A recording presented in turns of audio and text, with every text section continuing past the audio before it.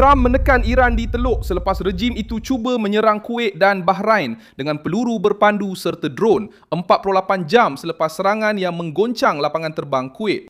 Pada hari Sabtu 6 Jun 2026 ini, Tehran bukan menyerang kerana kuat tetapi kerana kepungan Amerika mula menjejaskan minyak, radar, drone, wang yang dibukukan dan rundingan nuklear Ayatollah. Rejim itu cuba menjadikan pangkalan yang digunakan oleh Amerika Syarikat sebagai sasaran politik, menyasarkan tekanan serantau dan bertaruh pada ketakutan untuk mendapatkan konsesi.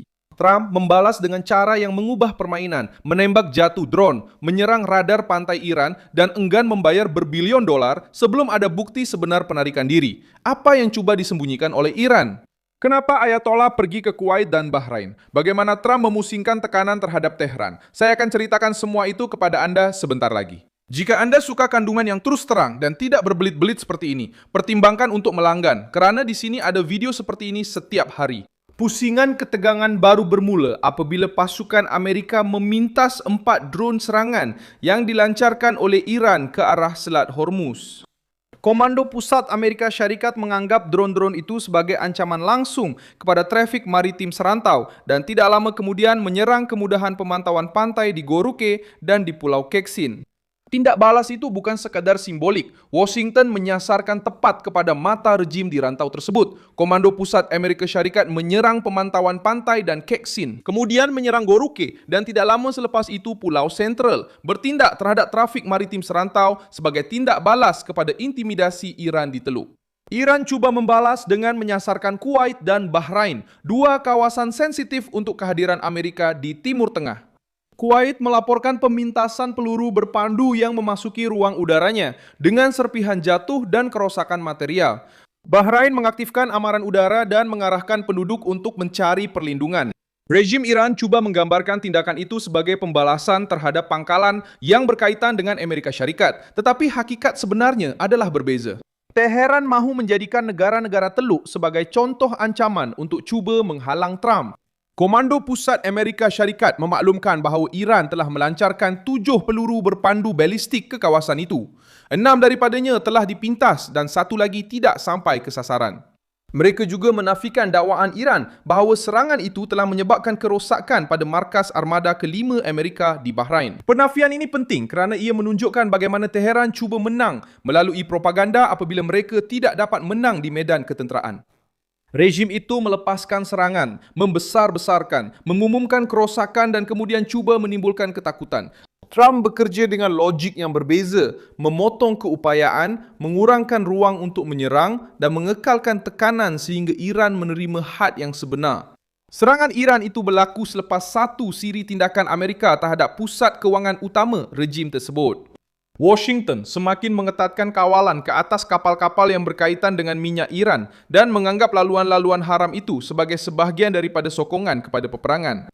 Logiknya mudah, selagi Iran boleh menjual minyak secara haram, membiayai milisia, memulihkan stok peluru berpandu dan menggunakan Teluk sebagai ugutan, apa-apa perjanjian pun menjadi tidak bermakna. Trump tidak masuk dalam permainan ini. Dia meletakkan kos provokasi itu ke atas Teheran. Disinilah serangan ke atas Kuwait dan Bahrain menunjukkan keputusasaan. Jika rejim itu berada dalam keadaan seresa, mereka tidak perlu mengambil risiko meningkatkan ketegangan terhadap negara-negara Teluk yang menempatkan struktur ketenteraan Amerika. Tindakan Iran itu kelihatan seperti tekanan daripada pihak yang cuba menaikkan harga sebelum rundingan. Donald Trump sudah menyatakan bahawa Iran masih mempunyai sebahagian daripada peluru berpandu dan drone mereka, tetapi beliau menegaskan bahawa sebahagian besar struktur pembuatan pelancaran dan koman telah berjaya diserang. Kenyataan ini penting kerana ia menafikan naratif bahawa Rumah Putih sedang kebingungan. Jika Washington tahu berapa banyak peluru berpandu yang masih ada, di mana drone berada dan di mana kilang-kilang terletak, Iran tidak sedang menakut-nakutkan sebuah kuasa besar yang buta. Mereka sedang mencabar sebuah mesin yang memetakkan, menunggu dan bertindak balas. Teheran juga cuba menggunakan dana beku sebagai alat tawar-menawar. Mohsen Rezai, penasihat tentera yang berkait rapat dengan komando tertinggi Iran, telah meletakkan tuntutan sebanyak $24 bilion dalam aset yang dibekukan di atas meja. Rancangan yang disebut oleh pihak Iran adalah jelas. $12 bilion selepas persefahaman awal dan lagi $12 bilion selepas itu. Inilah perangkap yang Trump enggan terima. Rejim itu mahu menerima dahulu, bernafas dari segi keuangan dan kemudian terus menolak perbincangan nuklear. Kerajaan Iran mahu lakukan ini. Kerajaan Iran, orang Iran mahu perjanjian nuklear 2015. Washington telah membebaskan dana kepada Iran di tengah-tengah proses diplomatik, termasuk $400 juta sebagai bayaran awal yang berkaitan dengan pertikaian lama. Pembacaan politik Donald Trump berbeza. Wang diberikan sebelum tindakan konkret menjadi ganjaran untuk pemerasan. Oleh itu, Rumah Putih menekan supaya Iran mengambil langkah yang boleh disahkan, mengurangkan risiko nuklear, menerima pengawasan dan berhenti menggunakan Teluk sebagai tempat mengancam. Sementara Teheran membuat bising dengan peluru berpandu, para perunding Donald Trump bergerak di satu lagi medan.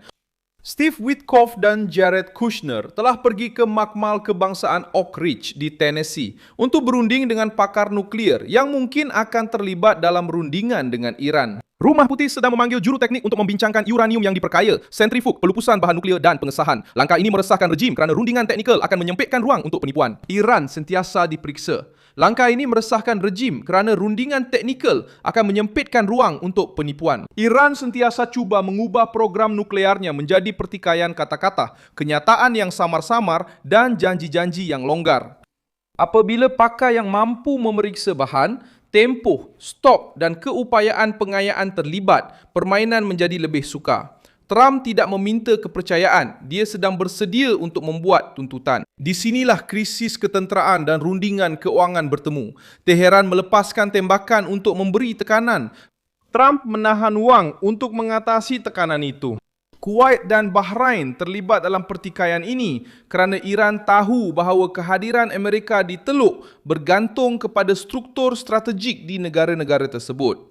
Bahrain menempatkan armada kelima yang merupakan pusat utama bagi kekuatan tentera laut Amerika. Kuwait pula mempunyai sejarah kerjasama ketenteraan dengan Washington dan berfungsi sebagai titik penting untuk keselamatan serantau.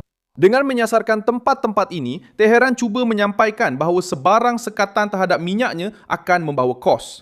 Tindak balas Amerika menunjukkan bahawa sebarang serangan dari Iran juga akan mendapat tindak balas.